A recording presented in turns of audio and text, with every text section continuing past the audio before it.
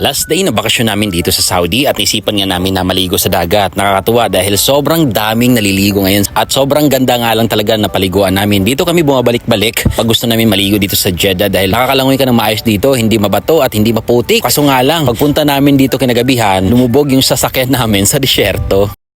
So hey, what's up mga kaibigan? Nasa biyahe kami ngayon papunta sa dagat dahil isipan nga namin ng aking mga katrabaho na maligo kami sa dagat dahil ito na yung huling araw ng bakasyon namin dito sa Jeddah. At nakakalungkot lang dahil lumubog yung sasakyan namin sa disyerto. Isa ito sa pinaka hindi ko malilimutang experience na nangyari sa amin dito sa Saudi dahil sobrang saklap. 2 oras kaming natrap dito sa disyerto.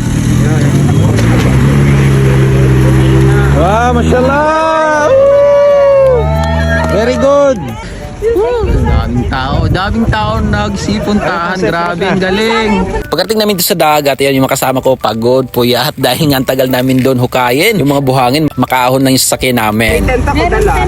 Ilaw na tayo. Ano? Happy birthday, Lord! Happy birthday! Ay, puta. Wow! Cheesecake pa! Thank you, Doc! Wow!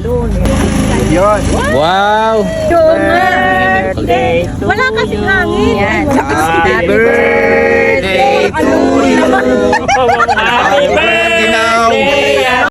Meron nga kasi na birthday sa amin, kaya yon naisipan na rin namin na isabay na celebration yung pagligo namin dito sa dagat. Grabe, napakasosyal lang dahil may nag-sponsor sa amin ng cake ng Cheesecake Factory, o diba? 2 cake pa yan dyan mga kaibigan. At ito nga, pagkatapos namin kumain ay tumatambay-tambay kami dyan, kwentuhan. Medyo madilim pa kasi kaya hindi kami muna nakaligo at antay-antay lang kami dyan na lumiwanag. Dahil 7 AM pa ang pwedeng maligo dito. Maraming mga basura dahil siguro yan kahapon at meron namang naglilinis dyan. Isa yun sa kagandahan dito sa ngayon dahil before walang tagalinis. Pero ngayon ay may mga naglilinis na. At ito, maliligo na nga kami. Kinuha ko yung GoPro natin. Nang sa ganun ay makapag video or makapig pictures tayo sa dagat or sa ilalim ng dagat. Oh, maliligo na tayo. Grabe, lamig dito. 2 lang kami naligo ni Paul kasi ayaw pa nila.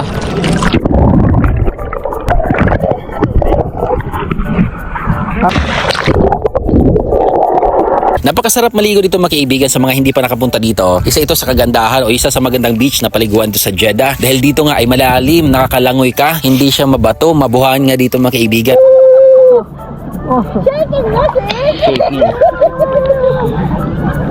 Grabe, sobrang lamig, sobrang ginaw. Kaya takbo tayo!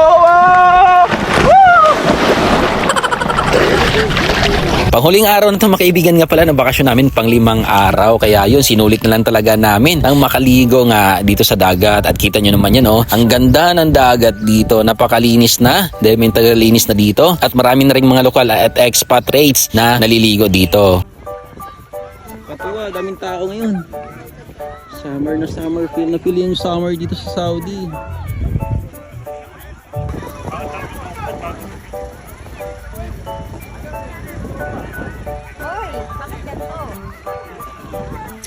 Yan, may lifeguard din naman dito kaya napaka-safe. Ito yung ano lang, telescope din to. Kaya tanaw yung malayo dun. Kaya safe pag maligo dito.